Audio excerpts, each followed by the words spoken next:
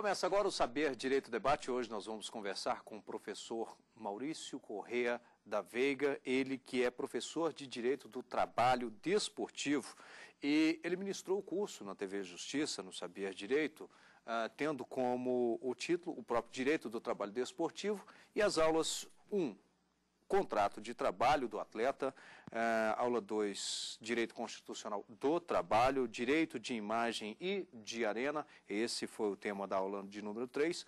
A quarta aula foi Direitos Trabalhistas do Atleta, quinta, Remuneração e Obrigações do Atleta. Professor Maurício Corrêa, inicialmente, a pessoa que eu converso aqui normalmente, e ela gosta do direito penal, por exemplo, claro, ela não vai sair matando as pessoas porque gosta do penal, mas o direito esportivo, talvez eu possa fazer essa pergunta. Você gosta do esporte? Claro, gosta, mas também pratica o esporte ou fica só ali, na área do direito mesmo? A pergunta é boa, né? Porque quando a gente começa a se envolver muito com o direito, acaba que o esporte ele vai ficando de lado, infelizmente. Mas eu gosto, eu pratico, eu jogo minhas peladas de basquete de vez em quando e gosto muito de esporte. E você poder atuar na área do direito esportivo, ela é muito prazerosa, né? E para mim... Imagino que seja. Exatamente. E é um prazer duplo aí. Primeiro porque eu adoro direito, eu adoro advocacia, né? E você poder aliar a advocacia a um hobby, né? Eu uni, por exemplo, duas paixões, o direito e o esporte. E aí, do fato, justamente, de dar aula, professor. Exatamente, ainda tem esse privilégio. Essa outra também. vertente que é também... Bom, eu não posso dizer aqui por você, mas a maioria dos professores que a gente conversa aqui são advogados, e aí, normalmente, eles têm essa função, essa profissão, professor, também como uma paixão. Seu caso também. É verdade. O magistério, ele é muito importante e ele é muito especial porque proporciona, primeiro, o contato, né, com outras gerações, que isso daí é fundamental. E outra coisa, a obrigação de fazer com que você sempre esteja estudando, se atualizando, renovando, reciclando. E quando se trata do direito esportivo, por exemplo, atualmente, né, nós temos aí uma sequência de leis que vão se renovando, que vão se sobrepondo e que você tem que fazer uma atualização constante aí. E uma forma de você se atualizar, o magistério te possibilita isso, sem dúvida nenhuma. Esse fato é um ótimo assunto para a gente até, inclusive, entrar. Quer dizer que tem mudado muito? Ou seja, não são as regras do jogo, né? Não é isso. Não, as regras do jogo continuam as mesmas. O problema são as regras jurídicas, né, que regulamentam esse jogo. E todo o curso, todos os temas das aulas foram voltados para o direito trabalhista desportivo, né, porque nós temos uma quantidade muito grande de excelentes profissionais que falam muito sobre o direito desportivo, que você tem todo um tribunal desportivo, por exemplo, que é um tribunal administrativo, mas que está consagrado na Constituição Federal. E, além disso, você tem questões ligadas ao contrato de trabalho do atleta profissional, né, que são regulamentados por uma legislação própria, que é a Lei Pelé. E, voltando, então, nessa questão da atualização da lei, né, e da renovação, você tem a Lei Pelé, que vai disciplinar ali o contrato de trabalho do atleta profissional. E a Lei 9.615, de 98, que sofreu uma transformação profunda em mais da metade dos seus dispositivos através da Lei 12.395, de 2011. Então, essa é uma lei que está em vigor desde o dia 17 de março de 2011 e que, portanto, a jurisprudência ainda está se consolidando, ainda está engatinhando em relação a determinados preceitos que essa alteração legislativa trouxe para o ordenamento jurídico trabalhista. Do ponto de vista competitivo, nós temos um país excepcional. Eu poderia considerar assim, pelo menos é meu modo de ver e pensar, ainda se tratando talvez até pela falta de investimentos que nós temos ainda nesse setor, porque quando se fala em esporte, a primeira coisa que vem à cabeça é futebol, é inevitável ainda, né? Mas nós já temos alguns Gugas por aí, enfim, alguns outros setores. Mas do ponto de vista competitivo, nosso país vai bem. Talvez não tenha tanta medalha, mas está ali, ou Olimpíada, ou alguma outra coisa.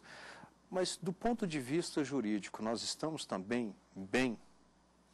Olha, eu acho que a lei 12.395 de 2011, ela pode ser considerada como um divisor de águas, sim, né? Porque muita dúvida que ainda residia em relação a determinados preceitos, ou aplicação de determinados preceitos, essa lei agora, a alteração legislativa, ela veio para espancar, né, definitivamente determinados requisitos. Então, você tem a questão trabalhista do atleta profissional, essa nova lei, né, a Lei Pelé, com a roupagem nova dada pela Lei 12.395 de 2011, ela, de fato, contempla, né, uma verdadeira evolução em termos de conceitos, né, sem dúvida nenhuma. Agora, cabe... cada modalidade, evidentemente, a tentativa, né, a busca pela profissionalização do esporte e fazer com que você tenha, então, o atleta profissional em outras modalidades. Porque você tem, claro, a lei desportiva, ela abrange todas as modalidades, mas ela é voltada, sem dúvida nenhuma, para o futebol. Não é à toa que ela é chamada de Lei Pelé. Né? Já começa por aí. E todo o regramento referente ao desporto, né, ele nasceu em decorrência do futebol. E essa origem, né, desde o início do futebol aqui, ela é muito interessante e vale a pena ser estudada até como uma forma de complemento e de você buscar por que existe isso daí hoje. Então você tem o futebol que chega, né, no final do século XIX, aqui no Brasil. No início, ele é praticado somente pelas elites, por filhos de imigrantes ingleses, né? A maioria deles. E depois você começa um processo de integração cultural muito grande. Né? Aí falamos do esporte, mas voltamos para o futebol. Então é com o futebol que surge isso tudo. E você vê a importância desse fator de integração racial, inclusive. Né? Isso daí falando ali do início do século XX mesmo. Se não me engano, acho que o primeiro clube a ter um negro jogando, no caso do futebol, acho que foi o Vasco da Gama. Foi o Vasco da Gama, exatamente. O Vasco da Gama, ele é pioneiro, né, em muitas coisas. Ele tem uma ligação histórica muito grande, né, com vários eventos ligados ao esporte e ao futebol de modo geral. Foi também com o Vasco que aconteceu na década de 1920, uma excursão do time, né, para a Europa. E na época, né, a Europa, sim, remunerava ali os atletas. Tinha uma outra visão. Uma outra visão, já tratava... Uma visão mais comercial, mais empresa mesmo. Exatamente. E ofereceu, né, o Barcelona ofereceu bicho, luvas, gratificações para o Fausto e para o Jaguaré, que eram dois craques da época do Vasco da Gama. E o que aconteceu? Quando o clube retorna dessa viagem, né, dessa apresentação, os dois jogadores ficam por lá. E aí começa uma mobilização para você profissionalizar o esporte. E é justamente na era Vargas, né, na década de 1930, que começa exatamente essa mobilização. O próprio presidente, ele observa, né, que você tem uma mobilização social, né, em cima de um esporte, e ele já começa a ver isso como uma forma até de controle das massas, através da divulgação de rádio e da imprensa. Então começa todo esse movimento. E é na década de 1930 que se pode dizer que tem início o primeiro período do direito esportivo. Tá. Bom, ao longo de sua fala, de sua resposta, eu percebi dois pontos que me chamaram a atenção, mas nós vamos agora para um rápido intervalo e em seguida nós estaremos de volta e aí sim eu vou lhe questionar sobre justamente essas duas observações que eu fiz aqui. Nós vamos a um rápido intervalo, já estamos de volta.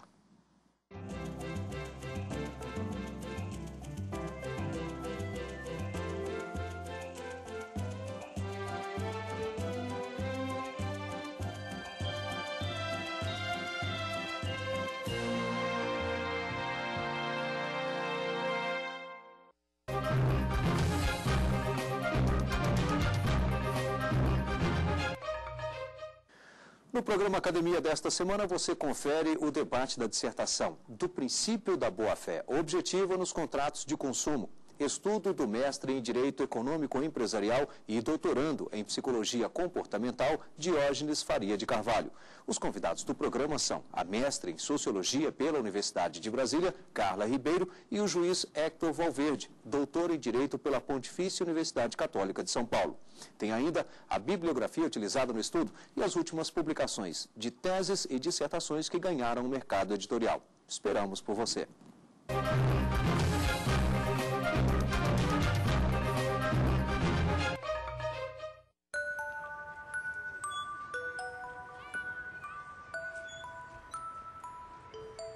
Não é apenas na certidão de nascimento que um pai faz falta. O Poder Judiciário sabe o quanto é importante para um filho ter o nome e a presença de um pai. Por isso, o reconhecimento de paternidade foi simplificado e agora pode ser feito em qualquer cartório de registro civil. Pai presente, o reconhecimento que todo filho espera.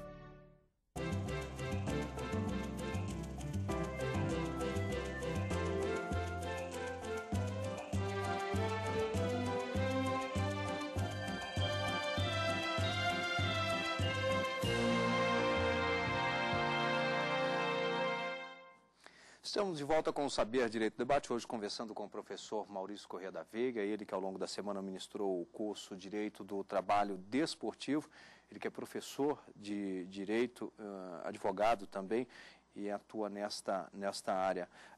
Bom, eu citei no finalzinho do bloco anterior duas observações que eu fiz. A primeira com relação à sua satisfação em falar do Vasco da Gama. E aí, é isso mesmo que eu percebi? Sem dúvida nenhuma. Vascaíno, então. Sou vascaíno e transpareço isso com muito orgulho e com muita satisfação, sem dúvida. Bom, a outra é quando você cita os dois jogadores que foram àquela viagem e não retornaram. Quer dizer, retornaram no sentido tal, mas profissionalmente ficaram lá, né? No Barcelona.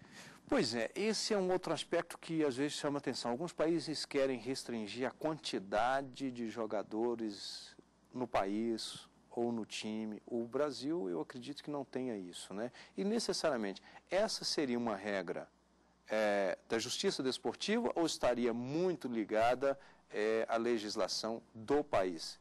Nós não temos esse problema, né? Aqui eu, sinceramente, eu desconheço, né, algum problema nesse sentido. Agora, quando se trata de jogadores, né, de uma transação internacional, enfim, de uma movimentação aí internacional, cabe à FIFA, né, ditar determinadas regras, como ela vem fazendo. Um exemplo, você tem a cláusula indenizatória, por exemplo. Né? Você não tem limite para estipular a multa que o atleta tem que pagar para o clube quando ele se desliga antes de findo o prazo do seu contrato de trabalho, quando ele vai para outro país, em transação internacional. Só que, evidentemente, que se você estipula uma multa, vamos supor, de 500 milhões de dólares, né? Você não tem limite, em tese você poderia fazer isso.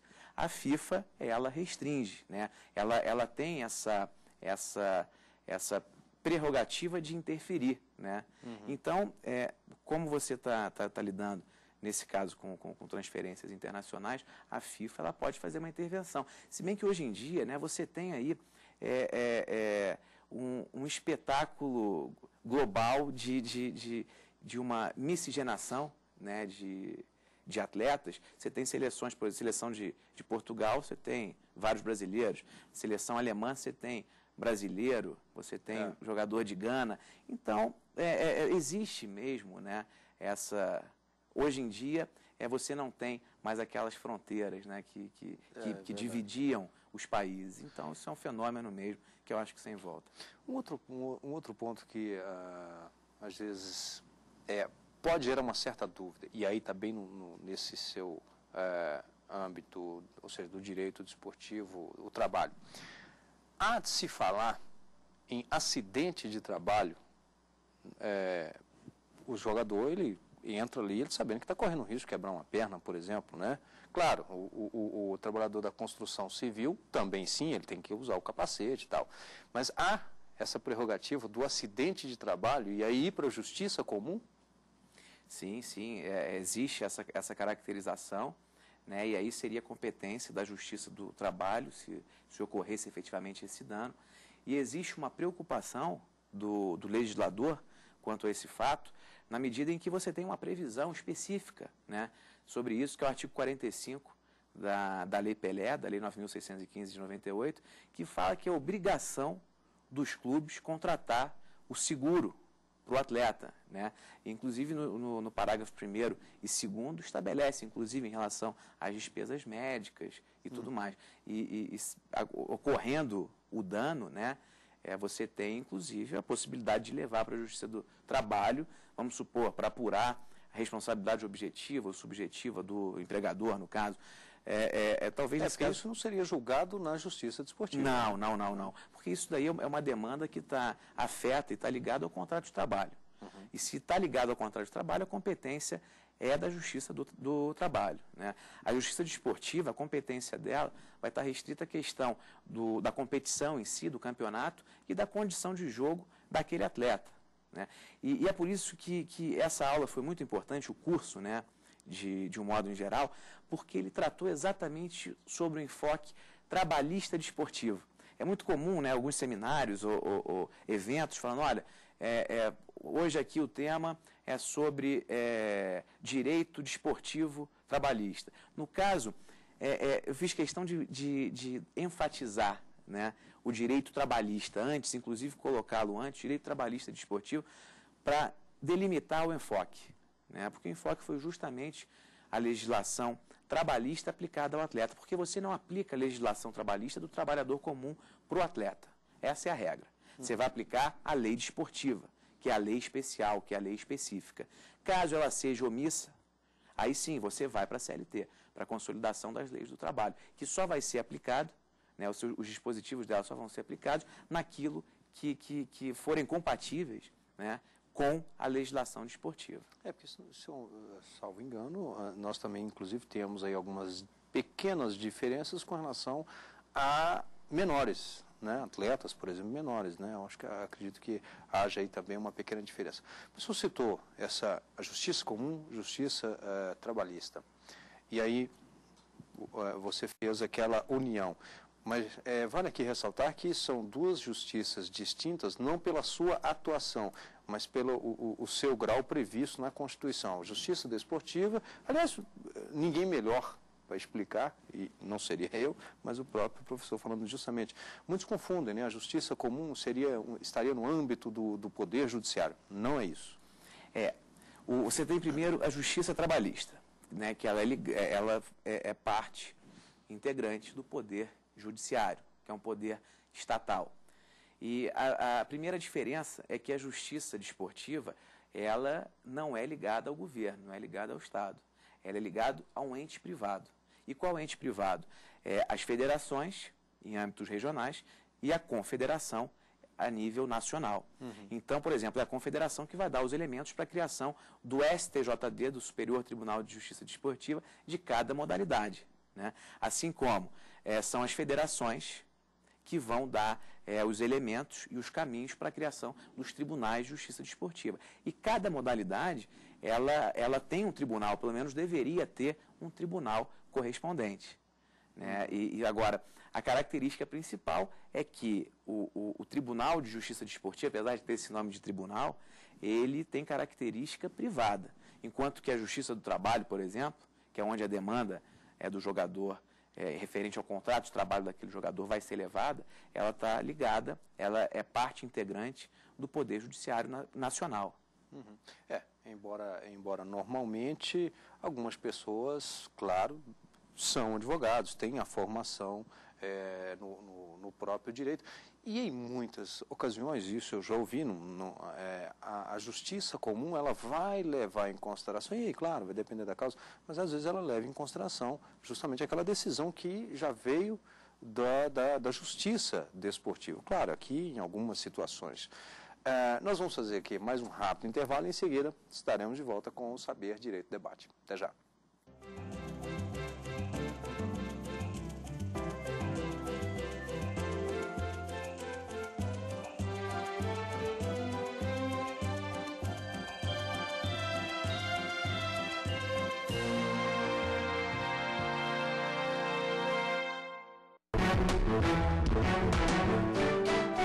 perca no programa Interesse Público. O Ministério Público Federal entra com ações em 6 estados contra o INCRA por desmatamento ilegal na Amazônia.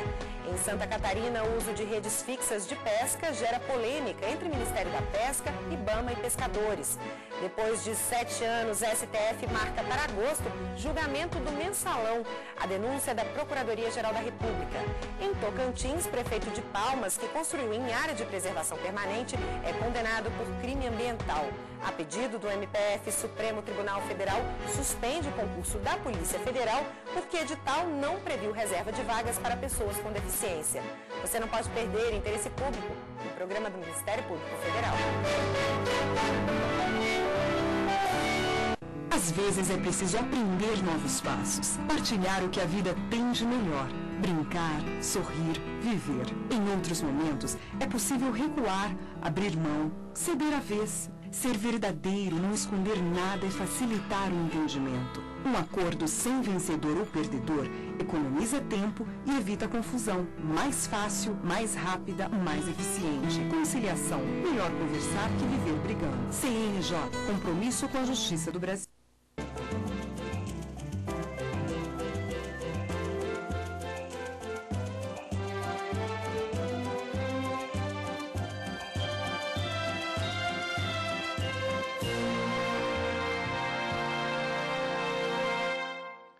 De volta com o Saber Direito Debate, hoje eu estou conversando com o professor Maurício Corrêa da Veiga, ele que é professor de Direito do Trabalho Desportivo, advogado formado pela Universidade Católica de Petrópolis, no Rio de Janeiro. Aliás, já percebemos aqui que torce por Vasco da Gama, é carioca, é Sim, isso? É? Nasci em Petrópolis, na cidade, região serrana do Rio de Janeiro, cidade que eu tenho muito carinho, apesar de já ter me desligado, né? Aqui tenho já 3 filhas nascidas aqui em Brasília, mas sem dúvida nenhuma são as minhas origens e não tem como o time que eu torço está ligado ao Rio de Janeiro, enfim. E aí essa origem, bom, no fato de estar aqui em Brasília, isso tem a ver necessariamente, porque num primeiro momento a gente poderia falar assim, não, Brasília, o futebol ainda não dá essa renda para trabalhar com o futebol de Brasília, né? Mas eu estaria ligado ao quê? Aqui, ao STJD também? Isso é até uma questão interessante, porque quando se fala em Superior Tribunal de Justiça Desportiva, né, você já pensa logo, bom, o Superior Tribunal está em Brasília. Mas o STJD do futebol está no Rio, eu não tenho nenhuma vinculação com o STJD do futebol. Respondendo uma parte daquela pergunta do bloco anterior, que está no âmbito do Poder Judiciário, não. Perfeito, exatamente, porque como ele está ligado à CBF, né, e a sede da Confederação Brasileira de Futebol no Rio, então ele está lá. Seria até muito interessante que os STJDs viessem para Brasília. Né? Isso daqui eu não falo por uma questão pessoal, não, mas até justamente prestigiando e privilegiando a própria ideia de criação de Brasília, né? Que é justamente você estar num lugar central e neutro. Né? De fato, o futebol de Brasília ainda está em processo de desenvolvimento e eu espero que num futuro muito breve ele possa ser reconhecido como um futebol de ponta, afinal de contas é a capital do país.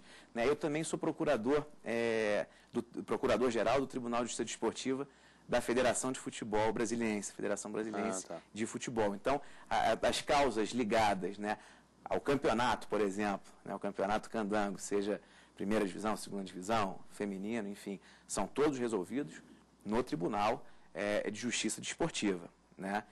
Que a sede é aqui, porque ele está ligado à Federação Brasiliense de Futebol. Né? Além disso, também, por exemplo, eu sou procurador-geral do Superior Tribunal de Justiça da CBTARCO, que é a Confederação Brasileira de Tiro com Arco.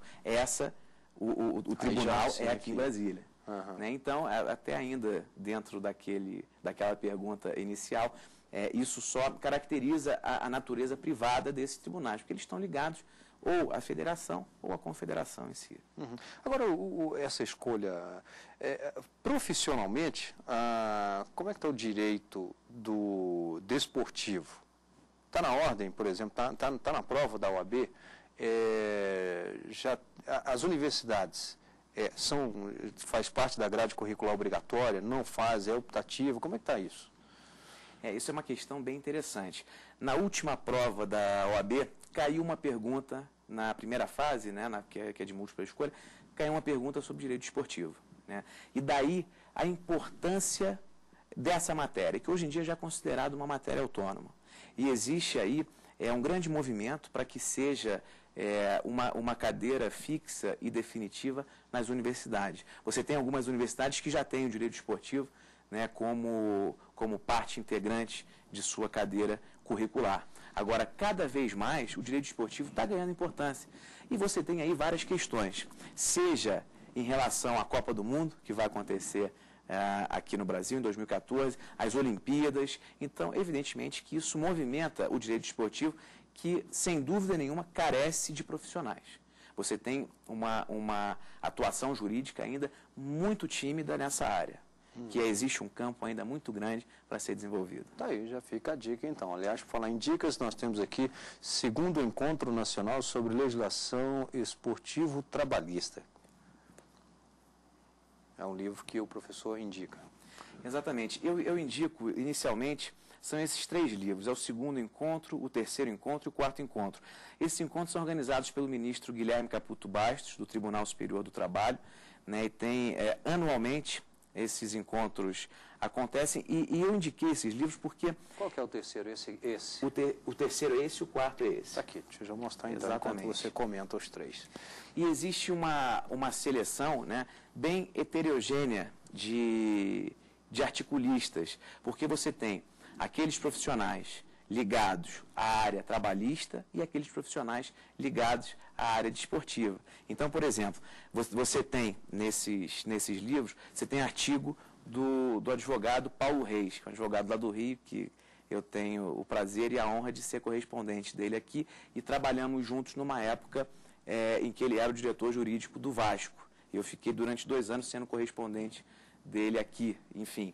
Então, ele está ligado à área trabalhista. E você tem desembargadores da Justiça do Trabalho, tem o desembargador Alexandre Agra Belmonte, que é um estudioso do assunto, do TRT da primeira região, tem o desembargador Francisco Jordani, que é do TRT da 15ª. Eu não vou citar todos, mas, por favor, os que eu não citar foi só um ato falho, mas estou citando aqui exemplificamente. O doutor Ricardo Georges, que é juiz do trabalho da primeira região, ou seja, magistrados envolvidos com o direito desportivo. E você tem também aqueles profissionais ligados à área desportiva. Né? Você tem, por exemplo, artigos do Dr. Domingos Zainag, do Leonardo Serafim, do Alberto Puga. Nessas 3 obras? Nessas 3 obras. E esse aqui? Contratos e regulamentações especiais de trabalho, peculiaridades, aspectos controvertidos e tendências. Esse é um livro bem interessante da professora Alice Monteiro de Barros. Ele não fala só do atleta profissional de futebol, mas é um dos primeiros livros ali que falam exatamente sobre a questão da Lei Pelé. Né? Então, é muito interessante a forma como ela aborda os temas, e ela caracteriza exatamente essa peculiaridade do jogador de futebol. E tem um livro também que não está aqui, que na verdade é uma compilação de artigos do Dr. Antero de Carvalho, que da década de 50 ainda, e que desde aquela época você vê como existia aquele anseio e aquele apelo, né, por uma regulamentação do desporto. Você tratar o atleta profissional como sendo exatamente um trabalhador diferenciado. Então, desde a década de 1950, você já tinha esse apelo. E o Dr. João Antero de Carvalho ele tem obras brilhantes sobre o tema. Bom, esse aqui digamos que é a grande referência na justiça desportiva, né? E aí é aquilo que traz para a justiça comum, que é a Lei Pelé. Exatamente. E esse livro é do professor Álvaro Melo Filho, e ele está atualizado exatamente. Esse livro já foi todo escrito com base na alteração introduzida pela Lei 12.395. O professor Álvaro Melo Filho é uma referência no direito esportivo, né? Seja na questão da justiça desportiva, seja também no direito trabalhista desportivo. Então, ele é uma referência. Aquele profissional que está se formando, por exemplo, que tem interesse, né, de militar na área desportiva, eu acho que o primeiro passo é você ler algo do professor Álvaro Melo Filho.